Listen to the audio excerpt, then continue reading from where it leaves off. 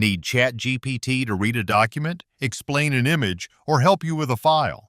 Instead of copying the contents of a file into the chat, you can upload the file itself and ask ChatGPT questions about it. To do this, open ChatGPT and start a new conversation. Next to the message box, click the plus icon. Browse to the file on your computer, select it, and click Open.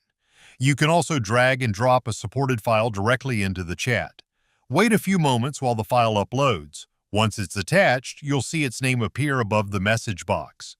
Now type your question or request. For example, you can ask ChatGPT to summarize a document, explain a section, find specific information, analyze a spreadsheet, or describe what's shown in an image. The more specific your request is, the more useful the response will usually be. Uploading the file itself is often more convenient than copying its contents into the chat. It also lets ChatGPT work with files that contain images, tables, charts, or formatting that could be difficult or impossible to copy as plain text. If you need to upload more than one file, simply repeat the same process and attach the additional files before sending your message. This can be helpful if you want ChatGPT to compare documents or work with multiple files at the same time.